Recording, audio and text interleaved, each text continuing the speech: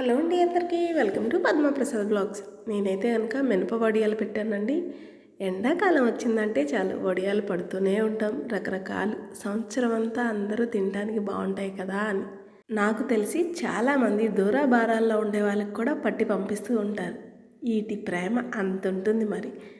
ఇలా మినప వడియాలు ఈజీగా టేస్టీగా సంవత్సరం అంతా కూడా కరకరలాడుతూ ఉండాలంటే పురుగు పట్టకుండా ఇలా చేయండి. నేనైతే కనుక 1 కేజీ మినపగుళ్ళు తీసుకున్నానండి. చూసారా, మినపగుళ్ళని ఒక పెద్ద వెడల్పాటి గిన్నెలో వేసేసి 4-5 సార్లు వాష్ చేసుకోండి.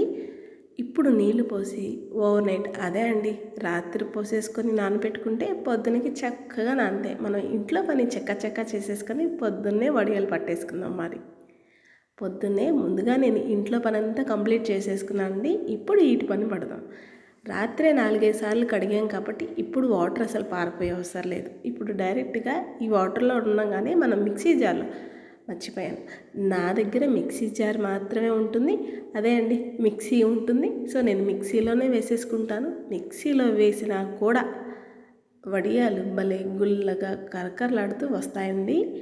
నేను ఒకేసారి రుబ్బకుండా ఒక్కొక్క వాయ వేసుకుంటూ వడియాలు పట్టుకుంటాను. అలా అయితే పిండి కండ్రెక్కకుండా చక్కగా ఉంటుంది. అదే అండి కండ్రెక్కడం అంటే కనుక కొంచెం టేస్ట్ అనేది మారిద్ది.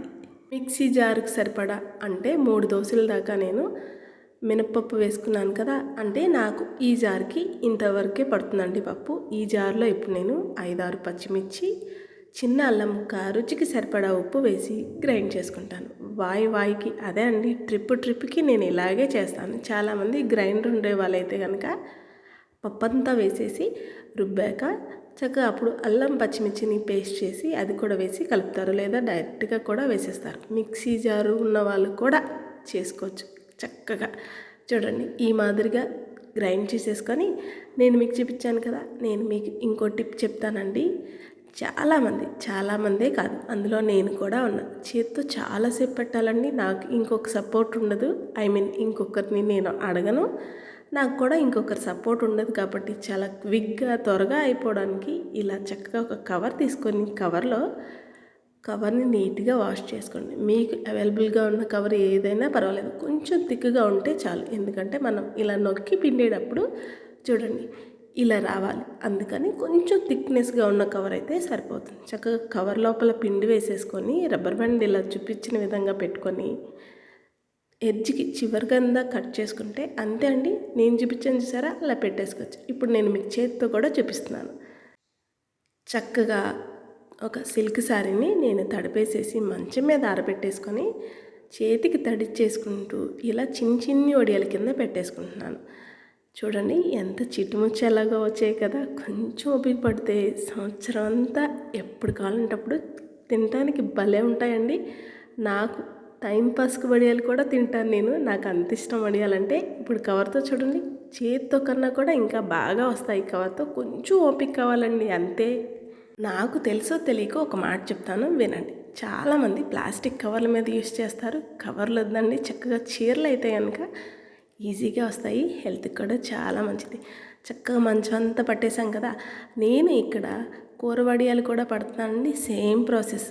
అదే మినపప్పు, అదే అల్లం పచ్చిమిర్చి, రుచికి సరిపడా ఉప్పు కొంచెం పెద్దగా పట్టుకొని మన నార్మల్ వేయించుకొని తినే వడియాల కన్నా కొంచెం ఎక్కువగా వీటికి పెద్ద వడియాలు పట్టుకోవాలి. అలాగే అవి 2 రోజులు వెండితే ఇవి ఒక 4 రోజులు వెండుతాయి. మా వారికి వడియాల పులుసు అంటే భలే ఇష్టం. ఈసారి ఎప్పుడైనా పెట్టినప్పుడు ఆ వీడియోని కూడా మీతో షేర్ చేస్తాను.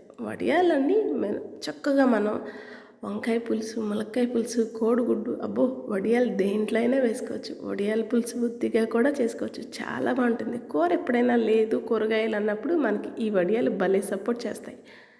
నేను 3 రోజుల తర్వాత చూపిస్తున్నాను. చక్కగా ఓపిగ్గా వలిసేసుకున్నాను. చూడండి ఎంత బాగా ఎండాయో. చక్కగా ఇలా వెండాయి కదా. నేను కేజీ మినపగుళ్ళకి నాకు ఇన్నయ్యాయండి. చాలు, సంవత్సరం పాటు నాకు సరిపడా ఉంటాయి. మర్చిపోయాను, మన ఛానల్ ఇప్పటికే నేను 3 రకాల వీడియోలు పోస్ట్ చేశానండి. అదే అండి వడియాల వీడియోలు, చల్లమిర్చి, బియ్యపు రవ్వ వడియాలు, బియ్యపు పిండి వడియాలు, అలాగే ఇప్పుడు కూర వడియాలు కూడా చూపిస్తున్నాను. మనకి వేయించుకునే వడియాలు పక్కన పెట్టేసామా, ఇప్పుడు కూర వడియాలు చూడండి ఎంత బాగా వెండాయో.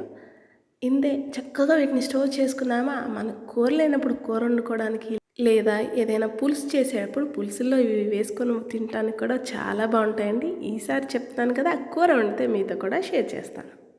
అలాగే బంగాళదుంప చిప్స్ కూడా చేసి అది కూడా వీడియో చేసి పెట్టానండి మన ఛానల్లో. సంవత్సరం పాటు నిలవ ఉండి చక్కగా ఈజీగా క్విక్గా ఎలా చేసుకోవాలో అన్నీ కూడా డీటెయిల్డ్గా ఎక్స్ప్లెయిన్ చేశాను. కావాలన్న వాళ్ళు మన ఛానల్కి వెళ్ళి ఒక్కసారి విజిట్ చేయండి. ఆయిల్ బాగా వేడి అయ్యాక చూడండి, సిమ్లో పెట్టేసుకొని జస్ట్ 2 అంటే 2 నిమిషాలండి, ఎక్కువసేపు కూడా పట్టవు. చూడండి ఎంత త్వరగా కలర్ మారిపోయాయో. అంతే, వేగిపోయాయి చాలు.